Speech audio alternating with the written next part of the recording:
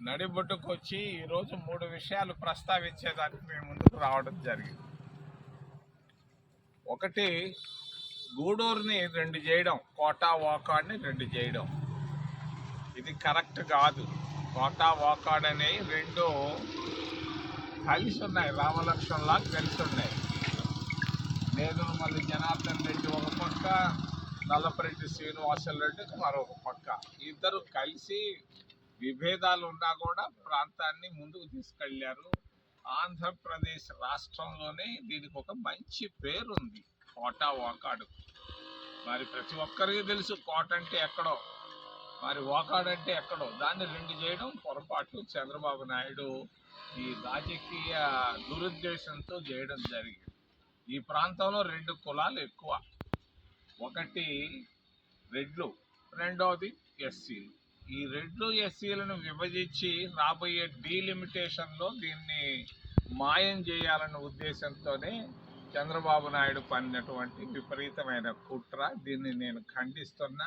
Quota వాకాళ్ళు 2 కలిసి ముందుకెళ్ళాలి. అది రాష్ట్రంలోనే దానివల్ల మంచి అవుతుంది. వాకాడ్ని తీసుకెళ్ళి నెల్లూరులో గడపడం, కోటని తీసుకెళ్ళి వాకాడ్ని తీసుకెళ్ళి తిరుపతిలో కలపడం, కోటను తీసుకొని పోయి నెల్లూరులో కలపడం, ఇది దుర్మార్గపు చర్య, తెలుగుదేశం కుట్ర, మంచిది కాదు. రెండవది, దుగరాజపట్టణ ఓడ రేవు నేను తీసుకొని వచ్చాను. 8,000 కోట్ల రూపాయలు ఇవ్వాలి. 8,000.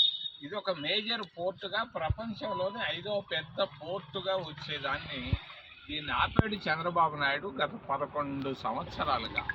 ఏంటనంటే బంధుప్రీతి. ఆ కృష్ణపట్టణంలో ఒకప్పుడు ఆయన బంధువు ఉండేవాడు. ఆ బంధువుకి బిజినెస్ తగ్గిపోద్దని ఇక్కడ దీన్ని ఆపాడు. అది కూడా పోయి అదానీ చేతిలో పడ్డది. ఈరోజు అదానీ కూడా కుట్ర పంతున్నాడు. దుగరాజపట్టణం ఓడ రేవు రాకుండా ఉండేదానికి. వాళ్ళు చెప్తుండేది ఏంటంటే నౌకాశ్రయం కడతామని. మరి నౌకాశ్రయం కట్టు, కానీ పోర్టు రావాలి. పోర్టు వస్తేనే ఇది మద్రాసు పట్టణం లాగా తయారవుతుంది. పోర్టును ఆపుతున్నటువంటి చంద్రబాబు నాయుడిని, తెలుగుదేశం పార్టీని నేను ఖండిస్తున్నా. వెంటనే పోర్టు పనులు ప్రారంభం కావాలి. దాని ప్రక్కనే 100 పరిశ్రమలు వస్తాయి, లక్షల మందికి ఉద్యోగాలు వస్తాయి. అబద్ధాలు చెప్తున్నారు.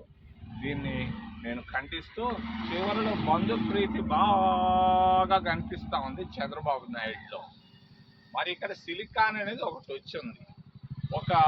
ఒక టిప్పర్ తీసుకొని పోతే 1,00,000 రూపాయలు పైన వస్తాం. నెలకు 100 కోట్లు సంపాదిస్తున్నాడంట ఎన్టీ రామారావు మనవడు. మరి సిండికేట్ అంట. ఎవరు దీంట్లో సిండికేట్లో మెంబర్లు ఎవరో చెప్పగలడా చంద్రబాబు నాయుడు? దీంట్లో 14 కోట్ల రూపాయలు నెలకు తీసుకుంటున్నారంట తెలుగుదేశం పార్టీ వాళ్ళు. ఇవన్నీ ఆపేసేయండి. ఇక్కడ ఎస్సీలు ఎక్కువ ఉన్నారు, ఓబీసీలు ఎక్కువ ఉన్నారు, ఎస్టీలు కూడా ఉన్నారు, చదువుకున్న వాళ్ళు. వాళ్ళకు కూడా తప్పనిసరిగా మీరు ఉద్యోగాలు ఎట్టా ఇవ్వలేరు, కనీసం ఆ సిలికాన్ ఇసుకని ఇస్తే వీళ్ళు బాగుపడతారని తెలియజేస్తూ, వెంటనే 15 రోజుల లోపల ఆ సిండికేట్ని క్యాన్సిల్ చేసి ఎన్టీ రామారావు బంధువుని వెనక్కి పంపించి, ఆయనకి ఏమి కూటికి లేదా? ఎన్టీ రామారావు మనవడికి సినిమాలు తీసుకోవచ్చు కదా, ఇక్కడ ఇసుకే సిలికానే తీసుకోవాలా ఆయన? నేను చంద్రబాబు నాయుడు వైఖరిని ఖండిస్తూ తప్పనిసరిగా సిలికాన్ను తప్పనిసరిగా ఓబీసీలకు, ఎస్సీలకు, ఎస్టీలకు కేటాయించాలని మేము కాంగ్రెస్ పార్టీ తరఫున చేస్తూ ఉంటే అడగదని మిమ్మల్ని ప్రార్థిస్తున్నాం. పాపులేషన్ పై మీ కామెంట్ ఏం సార్? పాపులేషను చంద్రబాబు నాయుడు నిన్న అసెంబ్లీలో చేరి మాట్లాడుతున్నాడు. ఏమని? మరి ఇంటికి 3 బిడ్డలు కనాలా, మొగుడు పెళ్ళాలని. సరే బాబు చంద్రబాబు నాయుడు, నువ్వు ఎంతమంది బిడ్డలను కన్నావు? నువ్వేమో తెలివిగా 1 బిడ్డని లొకేషన్ కన్నావు. నిన్నెవరు ఆపారు? ఇంకొక 2 బిడ్డలు నువ్వు కానీ మాకు చెప్పుంటే బాగుండు. పోనీ నీ కొడుకు లోకేష్ అన్నా పోయి ఏదన్నా ఒక 3 బిడ్డలను కానీ ఉంటే బాగుండు. లోకేష్కి కూడా 1 బిడ్డ. నువ్వేం మీ ఇంట్లో మాత్రం తెలివిగా ఒక్కొక్క బిడ్డను కనుక్కున్నావు, చైనా వాళ్ళు కనుక్కున్నట్టు. మమ్మల్ని కోట్లో మాత్రం ప్రతి ఇంటికి ఒక 3 బిడ్డలను కనపెట్టావు. మరి చెప్పేది ఒకటి, చేసేది ఒకటి. చంద్రబాబు నాయుడు ఆయన మాటలకు విలువ లేదు.